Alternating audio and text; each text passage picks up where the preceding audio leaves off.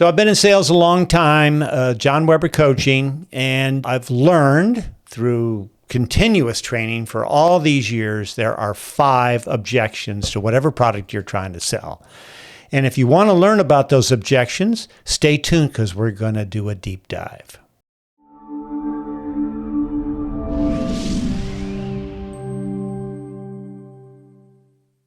All right, the law of 5 objections.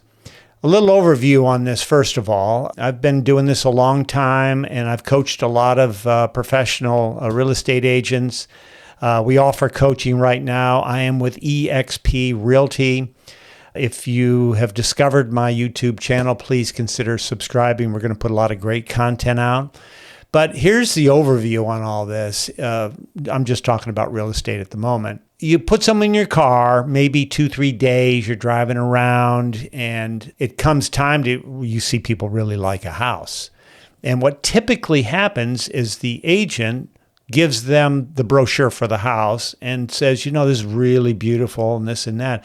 You guys go back and talk about it, and you can always put an offer in and, just let me know. Well, here's the breakdown of that.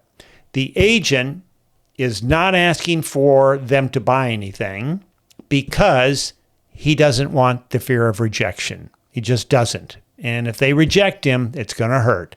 So he's going to kind of tiptoe around that whole subject, just like I just did. The buyer, their big hang up, they don't know this, but it's the fear of failure.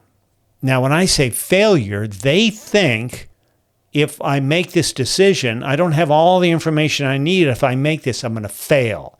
Failing means I'll lose my money. This house isn't going to work out. My friends will laugh at me. So you've got fear of rejection and fear of failure connecting. And that is why most salespeople do not ask for the order. They just don't, because they do not want to get rejected. They don't want to fail. So that is the truth.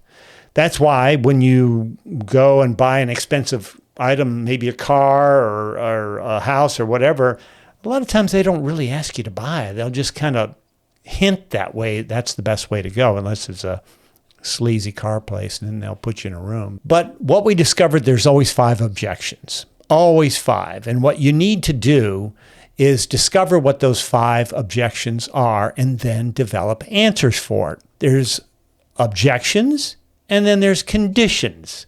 A condition is, I wish I could buy the house, but I won't qualify.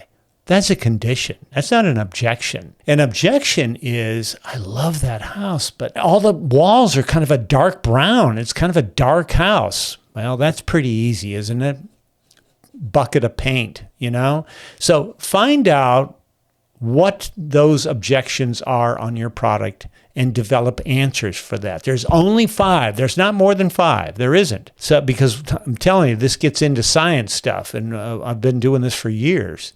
So if you've got a listing and you understand what the objections are, you need to talk with that showing or the buyer's agent and explain things to them. You're going to walk into a house, the walls are brown, we'll offer a $2,000 allowance on painting or whatever it is, but you better come up with some answers because it's super important.